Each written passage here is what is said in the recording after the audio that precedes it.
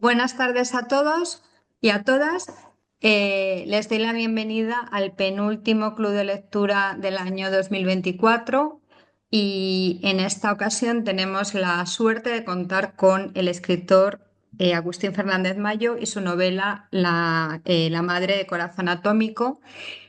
Gracias, Agustín, por estar hoy aquí y como siempre va a estar coordinado por la escritora Valeria Correa, nuestra gran coordinadora de todos los clubes de lectura. Yo voy a dejar ya la palabra a ellos porque lo importante es escuchar a Agustín. Solamente les quiero recordar que el 27 de noviembre tendremos el último club de lectura con la vida en miniatura de Mariana Sández y les esperamos para terminar el año junto con nosotros y con literatura. Muchas gracias y paso la palabra a Valeria. Gracias, Carmen. Bueno, buenas tardes a todas y todos. Hola, Agustín. Gracias Hola. por estar aquí. Vamos a arrancar. Simplemente les recuerdo, por si hay gente nueva, cómo funciona el club. Les pido que en todo momento mantengan los micrófonos cerrados. La presencia de Agustín es para que ustedes conversen con él. Pero la idea es que las preguntas, los comentarios que quieran hacer, los hagan en el chat. Yo se los voy a leer. Así evitamos cualquier tema de acople. Nos convoca hoy aquí el libro Madre de Corazón Atómico. Como siempre, voy a hacer una pequeña presentación. Podríamos decir que este libro de Agustín Fernández Mayo bucea en la historia de un padre veterinario curioso e investigador que llegó a viajar a Estados Unidos en los años 60 en busca de vacas o cerdos novedosos para la granja española. Y también es el relato de una enfermedad y la muerte de ese padre que llevan a iluminar de alguna manera su vida. Podríamos decir que es un libro que recorre la historia familiar, así como ciertos fragmentos de la historia española, o que es un bodegón de objetos, los videos que el autor ha grabado, fotos familiares, propias, ajenas, encontradas, que el autor maneja, los países que frecuenta, ciertos libros. Podríamos decir que es un libro de duelo y de la memoria como literatura, o de la memoria como un espacio, al igual que esa heterotopía Foucaultiana, o que es el libro de una doble herencia, de un regalo doble, el don de la fabulación y la certidumbre de la existencia del amor, o que es un libro que nos muestra cómo llegar a la figura de la madre a través de la del padre, o cómo llegar a la carnalidad del padre fallecido a través de la madre superviviente. Madre de Corazón Atómico es un catálogo de ausencias que nos constituyen. Seguramente hay más lecturas posibles porque este libro funciona, al menos para mí, como un caleidoscopio. A cada giro, una fragmentación de sentidos, colores nuevos, un juego de transformaciones. Agustín ha puesto su mejor prosa al servicio del caleidoscopio de la poesía. Y por eso entiendo que no es fácil encerrar en unas pocas frases la trama de este libro que se empeña permanentemente en descubrir el lado B de todas las cosas. Madre de Corazón Atómico emociona mucho, pero desde la tranquilidad y desde la contención. Sorprende siempre, como todo lo que escribe Agustín, autor que me interesa por su singularidad, al igual que otro autor francés que muchos de los que están aquí saben que yo admiro profundamente, como Pascal Quignard. Madre de Corazón Atómico es un libro corto que su autor, prolífico y polifacético, tardó 12 años en escribir. Voy a decir algunas cosas de Agustín Fernández Mayo que no necesita presentación y además para eso está Google también. Hay que decir que es licenciado en Ciencias Físicas y que en el año 2000 acuña el término poesía pospoética que investiga las conexiones entre el arte y las ciencias. Es poeta cuya obra está reunida en un volumen que se llama Ya nadie se llamará como yo. Es ensayista, destaco solamente dos libros, Teoría General de la Basura, que fue premio Cálamo, o La forma de la multitud, premio de ensayo Eugenio Trías. Es novelista, es autor de libros raros y con su última novela, Trilogía de la Guerra, ha ganado el premio Biblioteca Breve y el English Pen Award. Su producción artística abarca otros géneros como el videoarte, la música, un proyecto sonoro, bueno, tiene un blog, sus libros han sido traducidos a más de 10 idiomas y tanto la crítica como nosotros, sus lectores, destacamos su calidad literaria y la apertura conceptual que cada uno de estos libros nos hace ver. Así que bienvenido, Agustín, gracias por estar aquí con nosotros. Y antes de pasarte la palabra, te hago una pregunta un poco genérica Mm. eh, que tiene que ver con cómo se escribe un libro como este, ¿no? Ya te digo, porque yo trataba de encerrarlo, como siempre hago en los clubes, tratando de hacer una breve presentación del libro y como ves, he fracasado múltiples veces tratando de encerrarlo. Así que si nos querés contar algo en torno de lo que yo dije y de la escritura del libro, adelante. Vale, vale, vale. Bueno, no, pues ante todo, muchísimas gracias por esta invitación. Es un placer, de verdad, al Instituto Cervantes de Milán, Carmen, todo su equipo y a ti, Valeria, por esta propuesta. Espero que me estéis oyendo bien y para que me podáis escuchar. No es lo mismo oír que escuchar, ¿no? Aunque todos los medios de comunicación, como seguramente habéis observado, confunden sistemáticamente oír con escuchar, ¿no? ¿Verdad? Que ahora hago este paréntesis, ¿no? Que dice uno, iba por la calle y escuché un ruido. ¿Cómo que escuchaste un ruido? Claro, antes de salir de casa sabías ya que lo ibas a escuchar. Será oí un ruido. Bueno, pues entonces yo espero que me oigáis y me escuchéis bien. Lo digo porque a veces la conexión en casa pues no va, pero bueno, si ocurre algo me haces una señal, Valeria, y ya está. Claro. Y bueno, pues, en fin, ¿cómo se escribe un libro? Bueno, es que tú has hecho una presentación ya muy ajustada y muy exhaustiva y bueno, como buena literata que eres y escritora que eres, sabes leer, es importante saber leer, entonces, claro, sabes no solo escribir, sino leer bien. Entonces, claro, has dado toda una serie de claves, entre otras, por ejemplo, has hablado de la dimensión poética del libro, que yo creo que es algo fundamental, tanto en el libro como en este libro como en toda mi producción, incluso en mi producción ensayística, no concibo ningún libro que no contenga, que no parta de ideas poéticas, aunque luego le llamemos ensayo o le llamemos novela o le llamemos propiamente poesía. Entonces eso es algo que, bueno, que tardé en encontrar, porque, claro, ¿cómo se escribe un libro así? Hay varios factores, ¿no? El primero es que es un libro que aparece, o sea, hablar de la vida de alguien que ha sido tan importante para ti no es fácil, ¿no? Luego, eh, llegar yo no quería que fuera un libro, digamos, de memorias acerca de la vida de mi padre. Es decir, no le quería dar un tono documental. No quería hacer como si dijéramos si fuera el cine un documental acerca de alguien. No. Quería darle una factura literaria, una factura novelística. Aunque todo lo que cuento ahí es verídico. Todo. Entonces, claro, ¿cómo dar con ese tono? Es decir, contar hechos que realmente ocurrieron, que además te afectan a ti y a tu familia, pero al mismo tiempo hacerlo con el aire, la técnica de la poética, de la prosa narrativa, claro, eso, bueno, a mí no me resultó fácil, a lo mejor a otras personas les resultaría más fácil. Yo, en general, mis libros los escribo bastante rápidamente, no tengo mucho problema en escribir, y además a mí escribir no me supone ningún trauma ni ningún suplicio, ¿no? Si no, no escribiría, ¿no? O sea, yo cuando escribo con alegría y además las cosas me van fluyendo y si no fluyen, da igual, las abandono porque pienso que son malas y ya otro día lo volveré a ello y a veces pasan años y vuelvo a ello, ¿no? Y si no, pues quedan abandonadas y se pasan otras cosas. Y bueno, con este libro ocurrió un poco eso, ¿no? Empecé, eh, luego además, claro, tú que lo has leído y bueno, y quienes lo habéis leído, habéis visto que hay muchísimos, asuntos que darían lugar a otras novelas, ¿no? Claro, Y que además, dada mi forma de escribir y mi mente especialmente fantasiosa y de hallar conexiones entre múltiples, podría haber hecho un libro de 1000 páginas si hubiera querido. Pero ¿qué claro, pasa?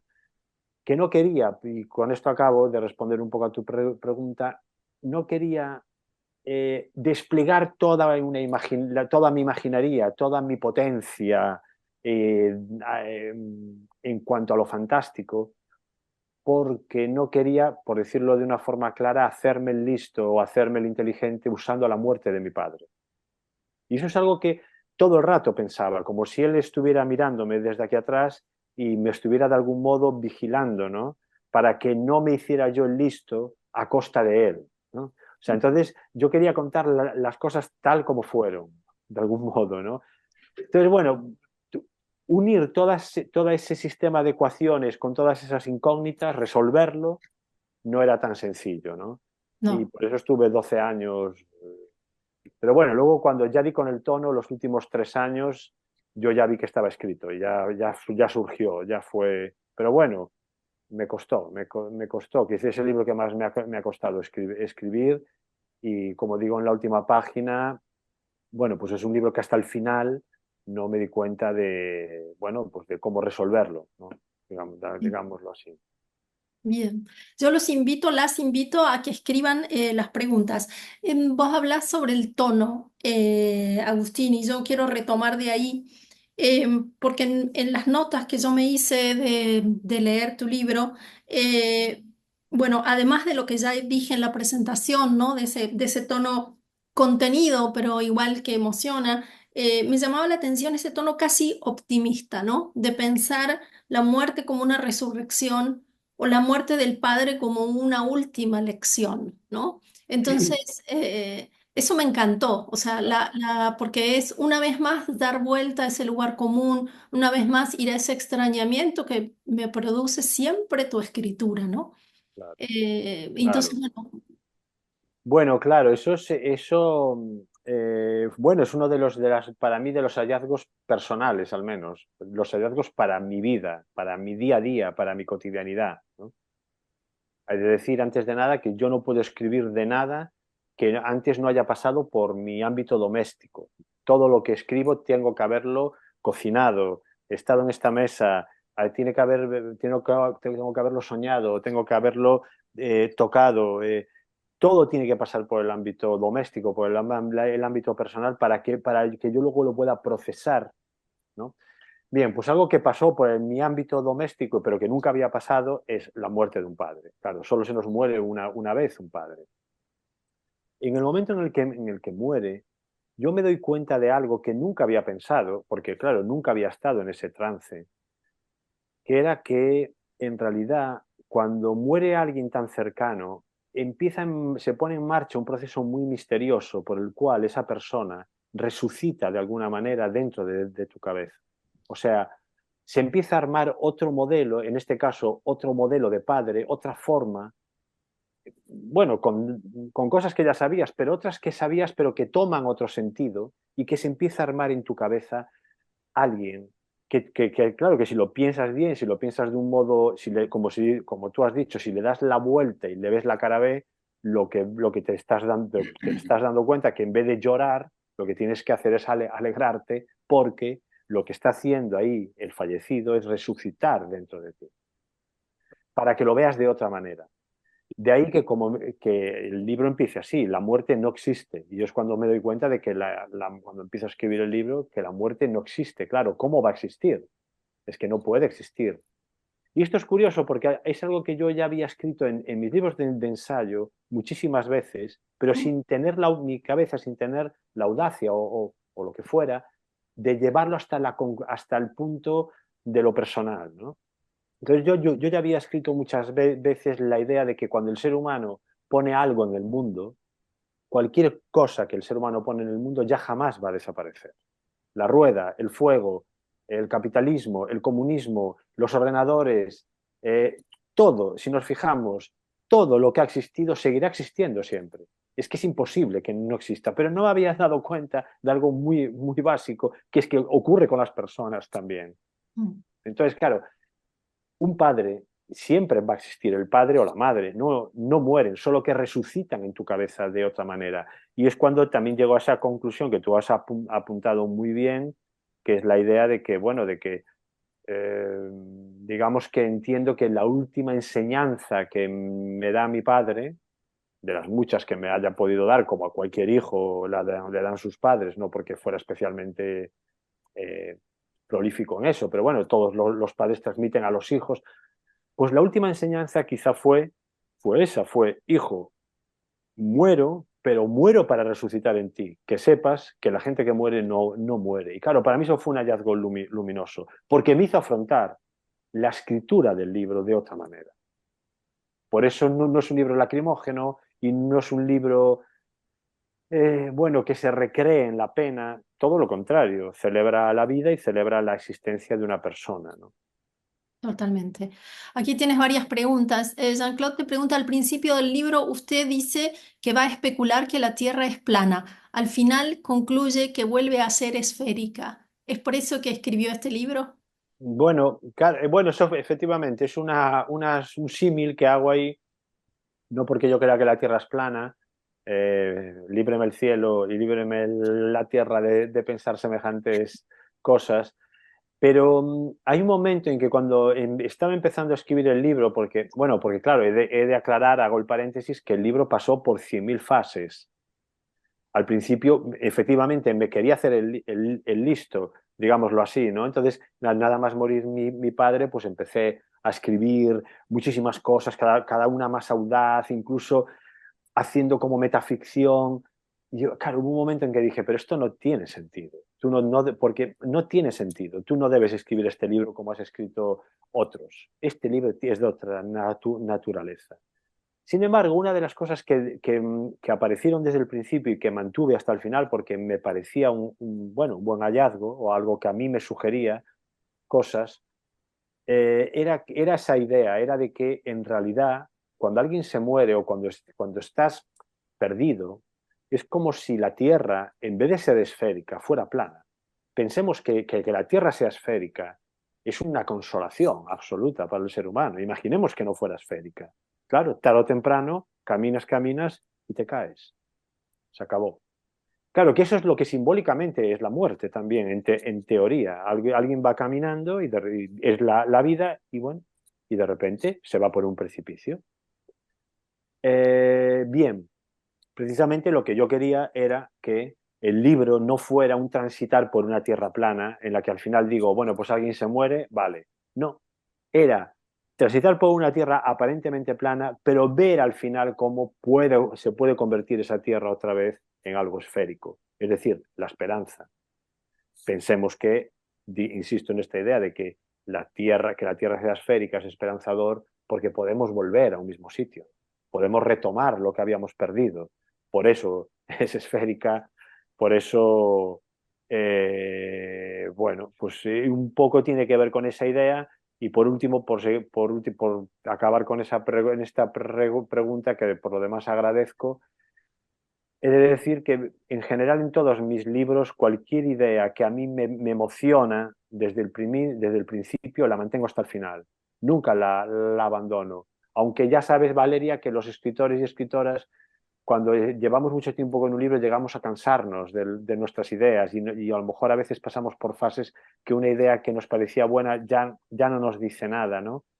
Pero yo siempre digo, espera, si un día te dijo algo y te pareció tan emocionante es porque a quien la lea por primera vez le puede resultar emocionante. Y bueno, esta fue una de las ideas que a mí me mantuve y que la vi potente y que me pareció que me podía dar, bueno, mucho juego y la mantuve hasta el final.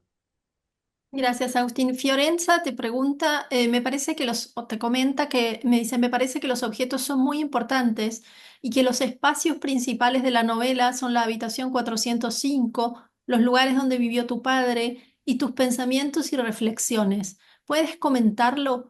¿Se puede definir tu libro como un Bildungsroman? ¿Qué es un Bildungsroman? Una novela de crecimiento, ¿no? O sea, como... Vale, vale, Sí. vale, vale. Claro, una novela de crecimiento, un roman, vale, perfecto. Bueno, pues de crecimiento, bueno, que es una novela, bueno, cuidado, es una novela de crecimiento, pero que relata un crecimiento, pero escrita en un momento de madurez como escritor. Mm.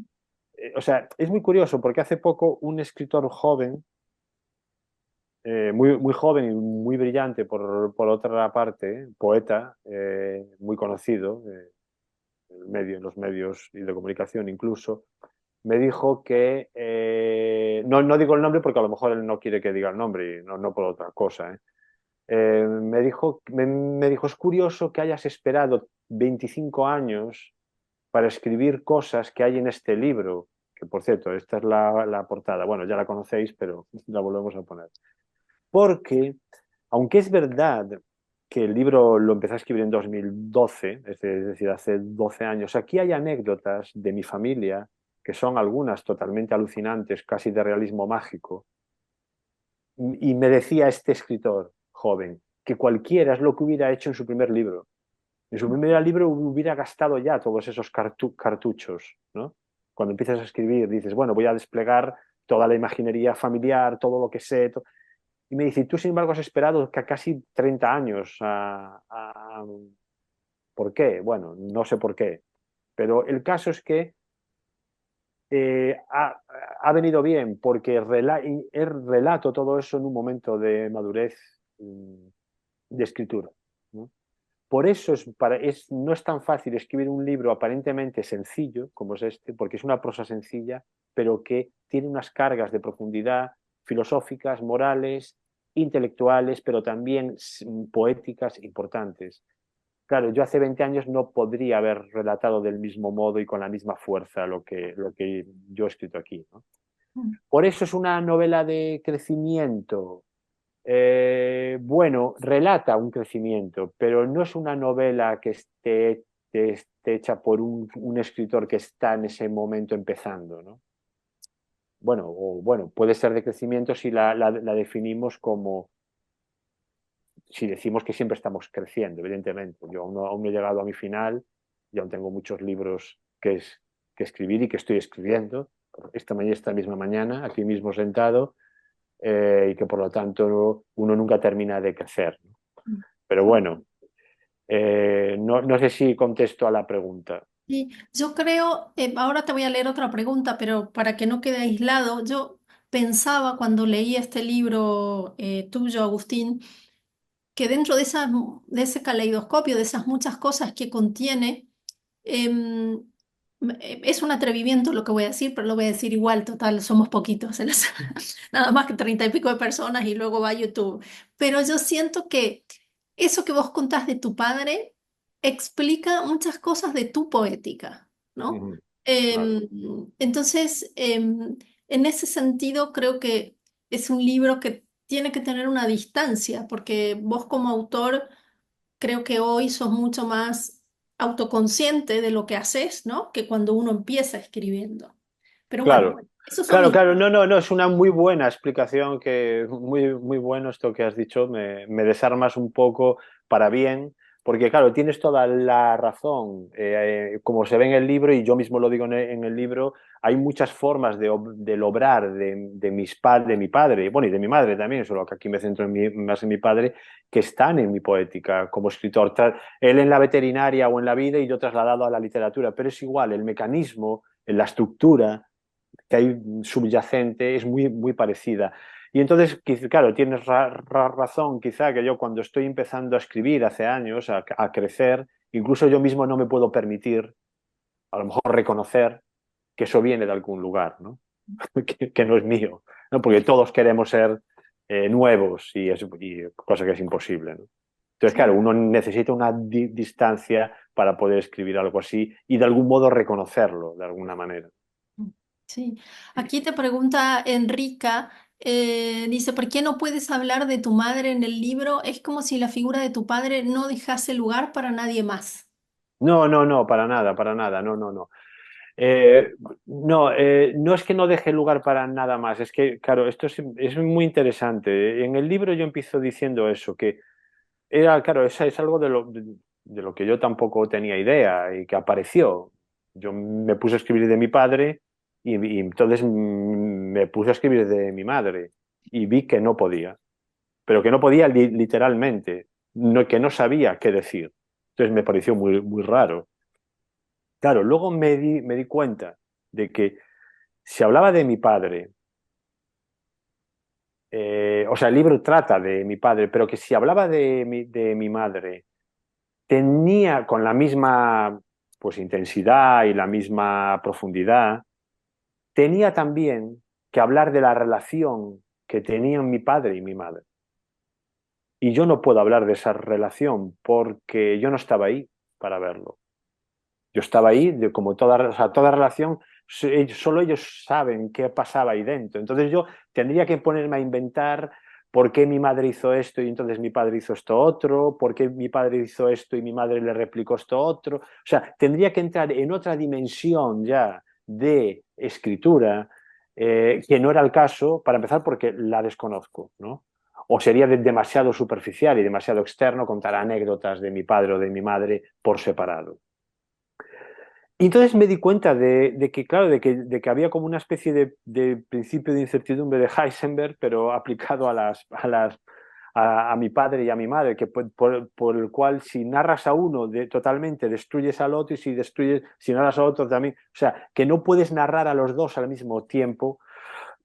Por lo tanto, y me di cuenta de que era verdad, ¿eh? Por ejemplo, ahora estoy escribiendo un texto sobre mi madre, un texto amplio, y no puedo hablar de mi padre, no hablo de mi padre, porque no sé qué decir de él, porque voy a hablar de otra persona con su individualidad. Entonces, bueno, no es que ahora mi madre que esté eclipsando a mi padre, es que no sé qué puedo decir de mi padre ahí, ¿no?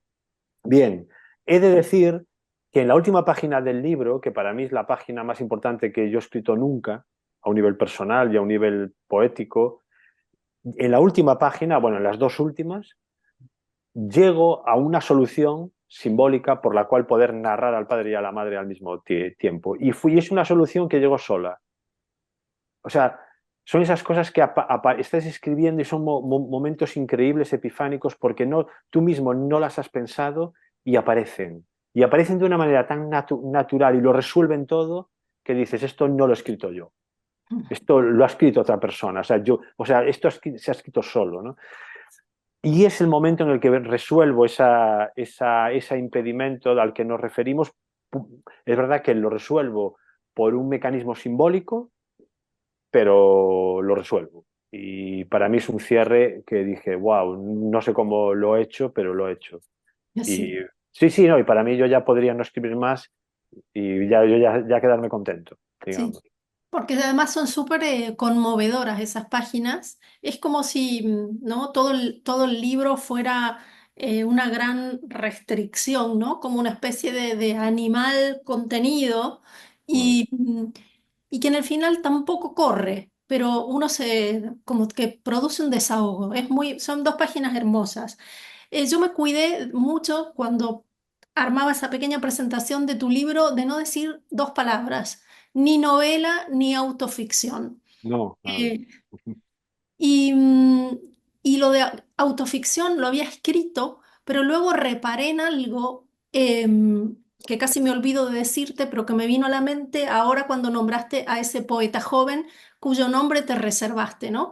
Y tiene que ver con eso, con todos los nombres de tu familia, de tu madre, de tu padre, la hermana del medio, la hermana menor, o sea, que no vienen, que no están individualizados, ¿no? Me imagino que también detrás de eso hay un rigor, un pensamiento. Claro, claro, hay un rigor, hay un pensamiento. Eso, bueno, es que parece curioso, pero eso fue de las cosas más difíciles de resolver. Esa tontería, eso que es una tontería de qué nombres citas y qué nombres no citas, ¿no? Bueno, eso le di muchas vueltas durante años, o sea, eso no fue tan sencillo. Eh, y es algo tan tonto como poner el nombre o no ponerlo. ¿Qué pasa? Yo no quería poner el nombre de mi padre porque no está vivo. y como no está vivo, a lo mejor él no querría aparecer con su nombre ahí. Es que no lo sé. Entonces, claro, si no pongo el de mi padre, no voy a poner el de mi madre, ni voy a poner el de mis hermanas, ni mis tíos, ni mis primos. O sea, entonces, al final, adopté el criterio de poner solamente los nombres de personas públicas, que fueran públicas por su actividad profesional, que suelen ser, en el caso de mi libro, pues artistas o escritores y punto. Y está bien, porque luego además lo que no puedes hacer es poner unos sí y otros no. Por ejemplo, yo sé que a algunas de mis hermanas a lo mejor les daba igual aparecer, pero a lo mejor a otras no. Entonces, claro, lo que no puedes hacer, porque literariamente no queda bien, aunque ojo, mira, esto enlaza con lo que hablábamos al principio, aunque en un documental se podría hacer, porque en un documental se supone que es lo objetivo, la verdad, y tú puedes decir, esta persona no aparece su nombre porque no quiere, y esta persona sí, en una novela, o sea, en una novela no, en algo que tenga una técnica de novela no puedes hacer eso, porque eso rompe totalmente la trama y rompe totalmente el ritmo y el ambiente. Yo no puedo decir el nombre de una hermana y de otra hermana decir mi hermana pequeña, Ya. porque suena muy raro en algo que es narrativo. Parece que estás ocultando algo, parece que estás, o no ocultando, o parece que estás ajustando cuentas con alguien.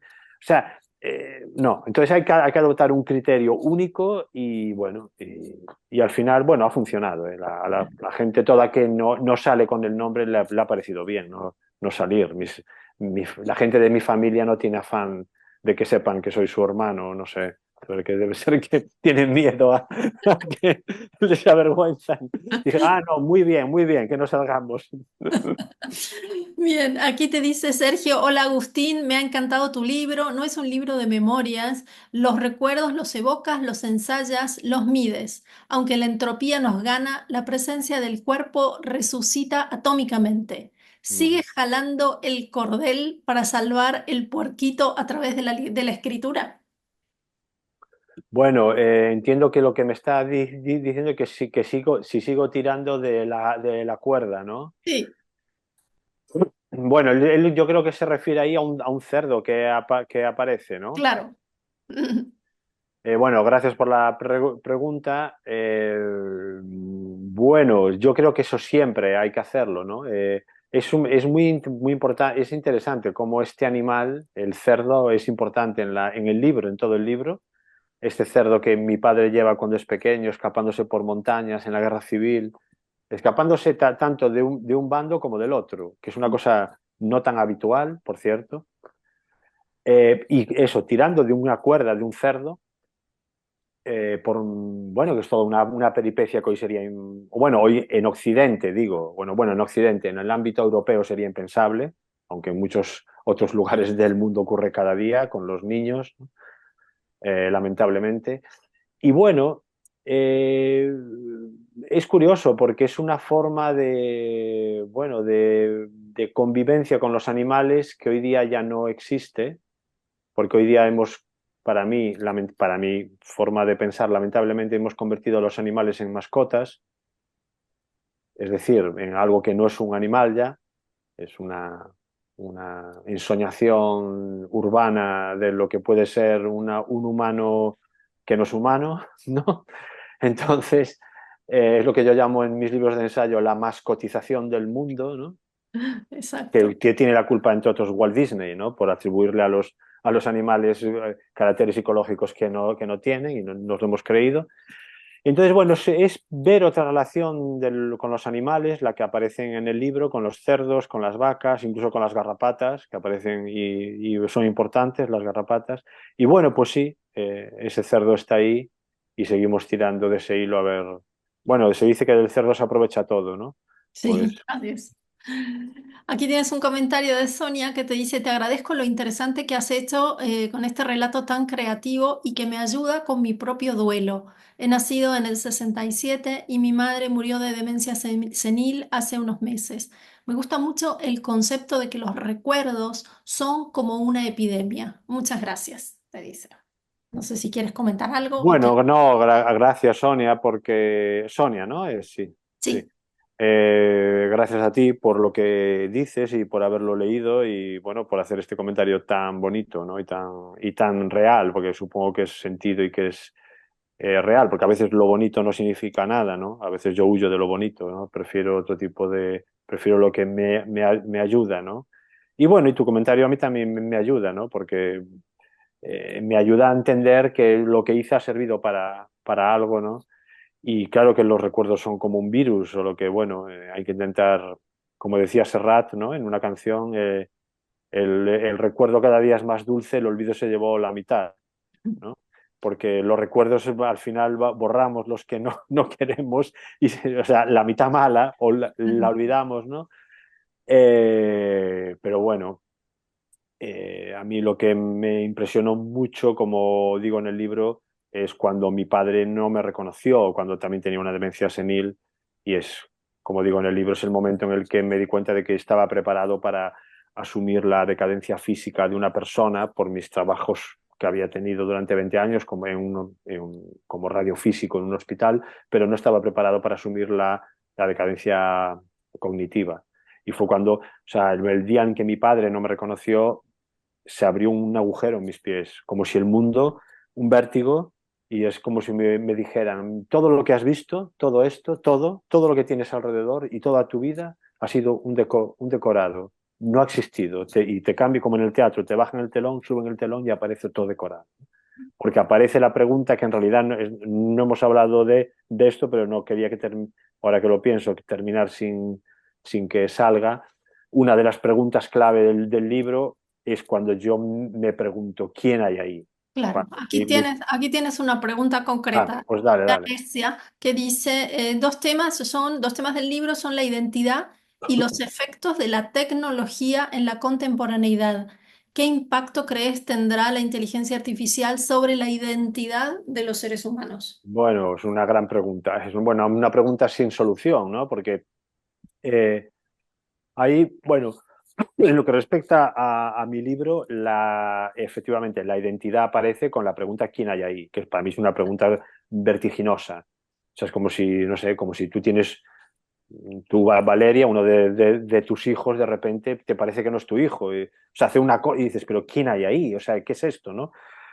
Que bueno, en la literatura se ha tratado muchísimo, ¿no? Es la metamorfosis, es la metamorfosis, desde Ovidio hasta Kafka, hasta el exorcista, ¿no? La madre de la niña del exorcista, hay un momento que se pregunta quién hay ahí, ¿no?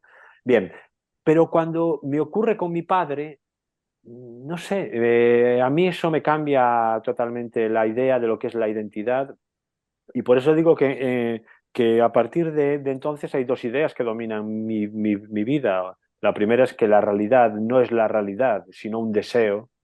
Deseamos algo, pero que la realidad va por otro lado. Y la importante aquí es que la identidad es una alucinación del ego. El yo cree que tiene una identidad, pero identidad, quién sabe, ¿no? Y bueno, eso fue un momento dramático para mí, absolutamente, ¿no? Que sucedía en el año 2011, un año antes de que él se muriera. Y luego, por otra parte, lo que pregunta ya más lo que pregunta en concreto de la inteligencia artificial, bueno, claro que yo creo que va a variar nuestra identidad absolutamente. De hecho, aparecerán, en caso de que se pueda dar una inteligencia artificial autónoma, que eso habría que verlo, desde luego tendría una identidad totalmente diferente a la humana. Para empezar, no olvidemos algo, que para mí es lo que lo cambia todo. El ser humano va a morir. Todos los seres humanos vamos a morir y lo sabemos. Bien, las inteligencias artificiales pueden no morir, con tal de que las alimente siempre con energía y con información. Esto configura dos seres ontológicamente totalmente diferentes, totalmente diferentes. Por lo tanto, los humanos somos humanos, fijémonos, porque sabemos que nos vamos a morir. Si no, seríamos como los perros, que no saben que se van a morir. Los humanos somos complejos, tenemos un lenguaje metafórico, avanzamos el mundo porque sabemos que nos vamos a morir. Y entonces eso crea una complejidad que los demás seres no tienen. Bien, una inteligencia artificial se supone que será algo complejo, pero como no sabrá que se va a morir, porque de hecho puede no morirse, será una identidad, yo creo que totalmente diferente a nuestra. Es interesante porque llevo un año escribiendo un ensayo que ya llevo muy avanzado sobre este tema, ¿no? Sí. Es Sí, un tema, ¿no? Que de alguna manera tocaba Borges en el relato Los Inmortales, ¿no? claro. Eh, Cómo cambiaría la sustancia, incluso la materialidad de los cuerpos, ¿no? Frente a la conciencia de que no se va a morir. No, absolutamente, es muy absolutamente. interesante. Em, Sí.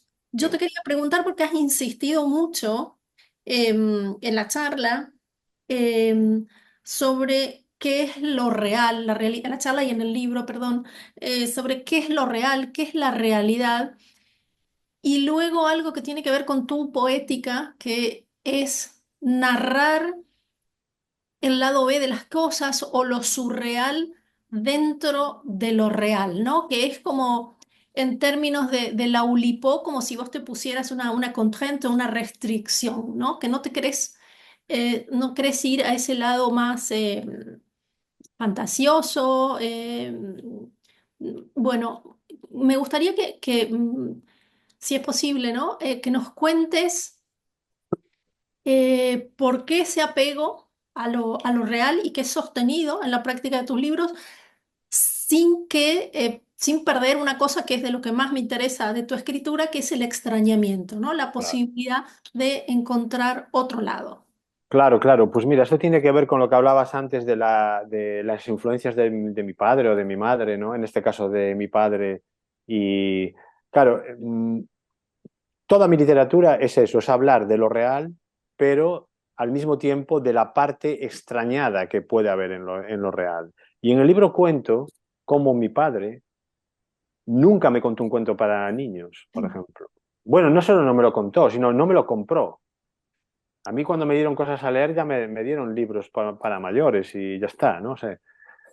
Bueno, sin embargo, lo que mi padre hacía era contarme las cosas de lo real, las cosas reales, como si fueran con una dimensión que yo veía fantástica.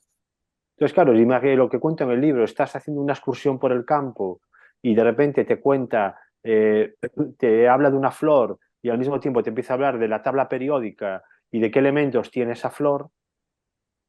Para mí, la frase tabla periódica en ese contexto es un elemento fantástico, Claro. porque es totalmente inesperado, ¿no?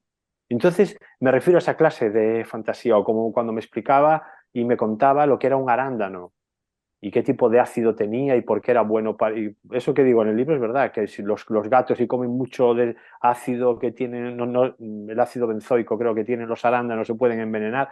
Yo todo eso lo veía como algo fantástico, como si fuera una literatura fantástica, como si la propia realidad tuviera ya una cara B. Por eso digo en el libro que una de sus enseñanzas fue la idea de que la realidad ya es de por sí lo suficientemente fantástica si la sabes ver, que no hace falta añadirle capas de fantasía o de irrealidad a la propia realidad para que sea algo alucinante, ¿no? Y de ahí, bueno, y de ahí el título, en verdad, también del libro, porque es la traducción de Atom Heart Mother, Madre Corazón Atómico, que es el disco de Pink Floyd, que en la portada aparece una vaca, y cuento en el libro cómo mi padre, cuando yo era pequeño, me explicaba la portada. Para mí era algo totalmente fantástico ver que alguien le daba exactamente igual el disco. Para mí, claro, para mi padre hoy tendría 100 años, Pink Floyd no significaba nada, eran unos melenudos que gritaban, o sea, no. Pero me enseña la portada y se dedica media hora a hablarme de la vaca frisona, la vaca holandesa, qué tipo de leche tiene, qué pasto, por qué tiene así, por qué los hocicos, todo. Y a mí para mí fue epifánico, porque eso es lo que yo aplico en mi escritura. Ver lo que nadie está viendo, fijarte tú en eso, ¿no? Entonces, claro, nadie se estaba fijando en qué era esa portada en sí. Y él claro, son cosas que tus padres te transmiten sin querer transmitirlo y tú no te das cuenta de que te lo están transmitiendo, pero está ahí y con los años te das cuenta. Sí, hay una frase que yo me anoté de tu libro que me encanta, ¿no? Que dice, es importante manejar bien los objetos materiales para precisamente dejarlos atrás y poder pensar en todo aquello que no son números, alcanzar la parte soñada que hay en todas las cosas, ¿no? Si yo tuviera que explicar en una frase cómo es la poética de Agustín Fernández Mayo, bueno, trabaja con cartografías, taxonomías, objetos, arma un bodegón y muestra la parte soñada de todas las Claro. cosas. Creo que es algo que te define muy bien. En efecto, en efecto. Eso lo digo en el libro cuando cuento que cada noche mi padre, cuando llegaba del trabajo, llegaba siempre con su traje. Nunca vi a mi padre, siempre vi a mi padre vestido con traje. ¿Te lo puedes creer? No, o sea, siempre. Pero incluso cuando íbamos al campo, llevaba traje. O sea, nunca entendí por qué, pero siempre llevaba traje. Pero claro, llegar por la noche, se quitaba la corbata y se ponía un jersey de ochos que le había mi madre calcetado y cenaba lo que fuera y luego cenaba una manzana que punto ahí partía en 4 hemisferios y la comía cada hemisferio, perdón, 4 hemisferios, bueno, 4 cuartos, perdón, y cada cuarto lo comía en dos bocados, o sea, eran 8. Y a mí me fascinaba ver todo ese proceso meticuloso y siempre eran 8. Pero porque a mí, entonces, claro, a mí lo que me parecía es que en verdad me estaba queriendo decir otra cosa, ¿no? O sea, como que no, que él la comía porque para él estaba bien así, pero claro, en mi cabeza era como si él me quisiera dar a entender que era mágico, o sea, esa forma de hacerlo siempre igual y como tú dices, tan taxonomizado, en verdad tenía una parte mágica, ¿no? Y yo me acuerdo siempre de mi padre, yo era pequeñísimo y comiendo esa manzana siempre en 8 bocados, ¿no? Además podía ser una manzana grande o pequeña, daba Daba igual. igual, daba igual. Había que conservar el método. Sí. Aquí tienes otra pregunta. Dice, te están citando, en vez de imprimirlas, decidí dejarlas en forma, supongo que son de fotografías, decidí dejarlas en formato de archivo informático con la utópica idea de que de ese modo no envejecerán. Una eternidad llamada JPG, mitológica ficción que en este caso emocionalmente me convenía. Te piden si puedes comentar cómo surgió este fragmento del libro o, bueno, lo que quieras Ah. dar. Bueno, ahora no lo recuerdo bien, ¿eh? Pero yo creo que tiene que ver con la idea de que creemos que lo que archivamos eh, mediante un archivo informático no se corrompe, ¿no? O sea, es una idea platónica. De esto Sí, podríamos hablar mucho, ¿no? Como lo que se llamó el mito digital, ¿no? Esta idea de que todo lo informático es como el alma, que incorruptamente pasa mueres, pero el alma continúa, ¿no? Pues todo lo digital tiene un poco esa idea, ¿no? De ese mito, ¿no? De que, bueno, todo lo que lleva JPG o DOC o lo que sea va a durar siempre, ¿no? Cosa que no es cierto, para empezar, porque se puede borrar, ¿no? Y bueno, yo creo que ahí tiene que ver con esa idea, pero no tendría que volver a leer bien el contexto en el libro en el que lo digo y para poder extenderme más, ¿no? sí, Pero bueno, tiene que ver con eso, en definitiva. Y luego tiene que ver con otra idea que lanzo en el libro, que es que pensamos que el alma de las cosas es precisamente ese JPG, porque es lo inmutable. sí. Y yo digo en el libro que no, el alma de las cosas es el nombre que le pones, que es arbitrario, ¿no? Porque claro, es que esto viene de algo mucho más antiguo, pues más de las ideas del posmodernismo, de la superficie, de que lo profundo no existe, de que en realidad lo que existe, todo lo que existe es superficie, aquello que decía Nietzsche, ¿no?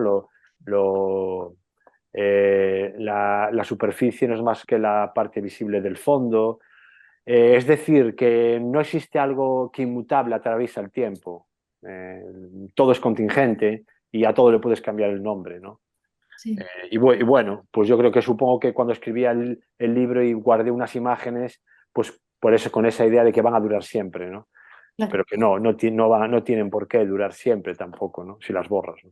Bueno, dentro de la estructura que yo llamo poemática del libro, ¿no? Hay cuestiones que se repiten, ¿no? Podríamos decir que hay muchas cosas que se ordenan bajo las etiquetas o la taxonomía de lo contingente y lo no contingente, y creo que esta es una de ellas. Nombraste recién a Platón y me acordé de las otras cavernas que están contenidas en tu libro. En alguna parte decís que transitamos la vida entre dos cavernas, ¿no? Ah, sí. El útero y el cerebro, ¿no? Y eso me encantó porque además en un momento antes, en unas páginas anteriores, habías dicho que le tenías una especie de alergia o miedo a los agujeros, ¿no? Y contabas allí un episodio de un hombre que se acercó cuando trabajabas en radiología con una perforación en la frente y de tu especie de rechazo a Burroughs por nombrar siempre orificio, ¿no? Entonces, Sí. esta idea me hizo pensar a mí que de alguna manera también sucede en casi siempre en todos tus libros, ¿no? Em, la insistencia de una idea, que ya lo comentabas con la idea de la Tierra es plana y vuelve a hacerse esférica al final, de la Tierra es plana metafóricamente, ¿no? Mm. La insistencia de una idea, pero también la insistencia de una idea que no es fija, sino que se mueve dialécticamente en el libro, ¿no? Entonces, por un lado está esa afinidad al útero y al cerebro como dos cavernas donde transitamos la vida, y por otro lado está esa aversión a todos los distintos orificios, ¿no? Bueno, si querés comentarnos algo de este modo, siempre dialéctico, ¿no? De tomar algo y como tratar de agotar su significación y sus posibilidades. Bueno, tu pregunta es profunda y ya tiene carga de profundidad porque, bueno, porque sí, hay algo que a mí me gusta, que es, bueno, no es que me guste, es que es espontáneo, creo, ¿no? Que aparece, que es la idea de que cuando tú coges una metáfora o una idea, valga la redundancia, y la exprimes hasta el final, te la tomas en serio, por ridícula que pueda parecer esa idea, termina siendo una idea seria, ¿no? Y esto es algo que no nos damos cuenta, ¿no? Pero el Quijote es una tontería, si lo piensas bien. Un tipo que se vuelve loco porque lee muchos libros. Dices, bueno, esa idea dicha así no tiene ningún... Bueno, tiene ese sentido, pero no va a ningún lado. La virtud es que esa idea tonta, absurda, está explotada hasta el infinito, ¿no? Bien, pues yo sigo mucho esa técnica, ¿no? De que coger una idea que parece absurda, una tontería o algo que todo el mundo ha pensado, pero dice, no, espera, ahora vamos a llegar hasta el final con ella. Porque cuando empiezas a llegar hasta el final, te empiezan a salir ya, primero, que como tú dices, que no es tan fija, que es una idea móvil, plástica, que de repente aparecen contraideas, que dices, cuidado, esto ya no está tan claro, ¿no? Y luego hay un momento incluso en que estirando mucho una idea llegas al absurdo. Y el absurdo es algo que, un método de investigación de la realidad que me interesa muchísimo. Porque si sabes llegar justo a la frontera de que ni te pasas ni te quedas corto, es cuando desde ese absurdo puedes contemplar lo que creías fijo y real para poder evaluarlo y para poder verlo con otros ojos, ¿no? Con esta cara B de la que hablábamos, ¿no? Entonces, bueno, pues es un mecanismo que está ahí. Por ejemplo, el de que transitamos toda la vida entre dos cavidades, el útero y el cerebro, lo suelto ahí, pero es algo que luego aún estoy explotando ahora en libros que estoy escribiendo porque me da para mucho. Y sé que me va a dar para muchísimo más, ¿no? Hay ideas que a veces te vienen desde el principio de que empezabas a escribir y las sigues explotando. Por ejemplo, la idea de que entre los 0 y 3 años no recordamos nada de nuestras vidas. Esa idea está ya en Nocilla Dream. En Nocilla Dream hay un capítulo que habla ya dice eso exactamente. Y Sí. que entonces nuestra vida entre los 0 y 3 años está volcada en la memoria de los demás. Está en los cerebros de los demás, no está en nosotros. Sí. Eso está en todos mis libros repetido igual, o sea, no camuflado, repetido igual, pero para extraer consecuencias diferentes, ¿no? Bueno, parece una idea absurda, claro que lo es, bueno, es una tontería, puedes no... Pero de repente dices, wow, hay que continuar hasta el final siempre, ¿no? Es muy, muy importante. Y eso es algo que también me viene de la ciencia, ¿no? La idea de que cuando investigas algo tienes que llegar hasta el final, aunque en este caso lo investigas metafóricamente. Claro. Y además, creo también, me parece que jugás muchas veces con el error, ¿no? Al igual que la ciencia, que a través del error descubre cosas que no estaba Mucho, buscando, ¿no? mucho. No, veo que conoces mi literatura mucho mejor de lo que pensaba yo. Muy bien, Soy claro, fan, porque te dije. ostras, porque claro, es que es muy importante el error. A través del error, pues que a través del error es cuando hacemos hallazgos, ¿no? No, un físico, no, Enrico Fermi, siempre decía algo así como que si tú haces una medida y sale lo que tú querías, estás confirmando una teoría, ¿vale? Pero si sale otra cosa, lo que estás es que estás descubriendo el indicio de algo nuevo que no existía. O sea, si sale un error, ¿no? Y claro que el error, yo tengo muchos en mis ensayos, muchas páginas escritas a lo que llamo la apología del error, ¿no? Y Sí. bueno, por supuesto, ¿no? Sí. Bueno, una última pregunta, Agustín, y ya te dejamos, ¿no? Como te dije, creo que el libro, a través de la figura de tu padre, explica muchas cosas de tu poética, ¿no? Y en ese y es una forma de abordar la figura de tu padre siempre desde el lugar positivo, ¿no? A mí me gustaría saber si hay algún consejo de tu padre que desoíste a propósito, ¿no? Me gusta porque así Ya, a pensar lo que he leído de vos sí. desde otro lugar. Bueno, muchísimos. Como todo buen hijo tiene que desoír consejos de los padres, porque para eso están los hijos, ¿no? Los padres están obligados a dar consejos y los hijos a desobedecerlos, porque si no el mundo no avanzaría, ¿no? Y los hijos a pelearse con los padres. Esta idea de que los padres y los hijos tienen que ser amigos es nefasta, es que es nefasta. Para eso ya están los amigos, ¿no? Entonces, claro que muchísimos consejos que no he seguido. Para empezar, que no fuera escritor, por ejemplo.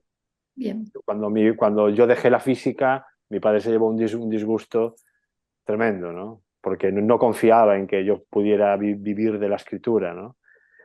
Y a mí no me importaba, como digo en el libro, porque que me dijera eso, porque creo que su obligación era decirme eso, ¿no? O sea, descreo de esa idea de no, el padre te debería apoyar, bueno, o no, o te debe apoyar en lo que cree que es sensato, en lo que cree que es descabellado, no tiene por qué apoyarte, ¿no? Y la verdad era un poco descabellado que yo me dedicara a la escritura, yo nunca había escrito, no sé, pero no le hice ningún caso porque tuve más fe en mí que en lo que él me dijera y bueno, y al final tuve razón, ¿no? bien, Y bueno, está bien. Por ejemplo, es uno de los muchos otros ejemplos que podría poner de no hacerle caso, ¿no? Muchísimos, ¿no? bien. Bueno, nada, no sé si alguien quiere, tenemos un menos de un Sí, minuto, con lo cual si alguien si quiere alguien quiere preguntar algo algo, más. hable ahora o calle, hasta nuestro próximo encuentro.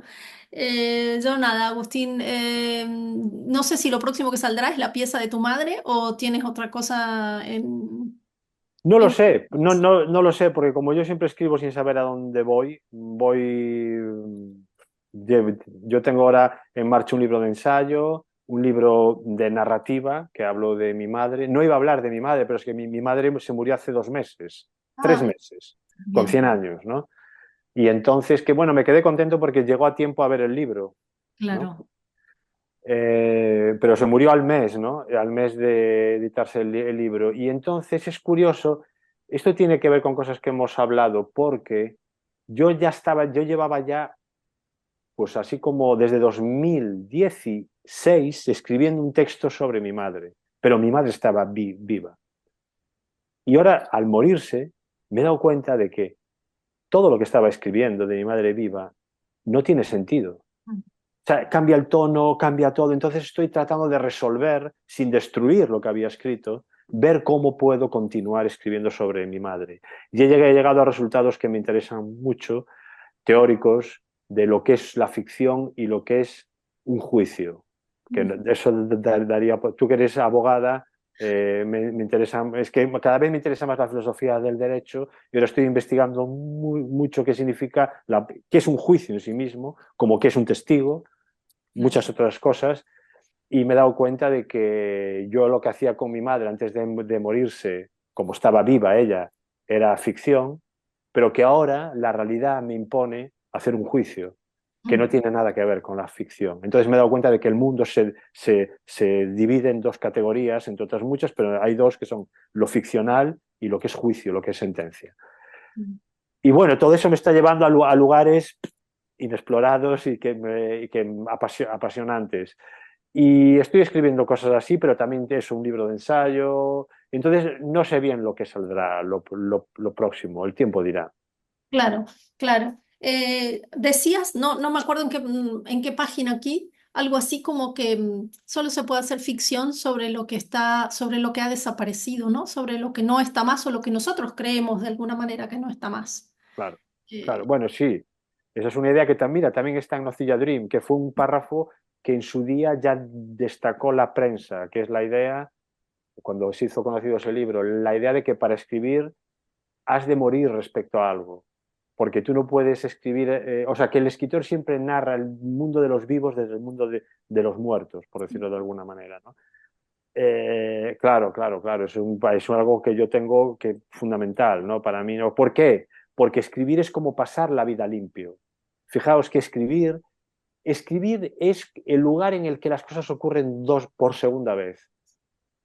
Entonces escribir es como pasar a limpio la vida. Es como cuando ibas al colegio, tomabas apuntes o a la universidad y luego los pasabas a limpio. Escribir es ese pasar a limpio. Y para pasar a limpio algo, el original tiene que haber muerto de algún modo. sí, sí, Es sí. así. Pues nada, aquí tienes mensajitos agradeciéndote la presencia, un placer Oh, conocerte, muchas gracias, aplausos metafóricos y bueno, y esperamos gracias. lo que decíamos al principio, a ver si la tercera es la vencida. La invitación del Instituto Cervantes es en Milán. Ah, claro, ¿Mm? claro. Ciudad en la que nunca he estado y me gustaría mucho estar, por cierto. Bueno, pues a tu próximo, hasta tu próximo libro, entonces, Agustín.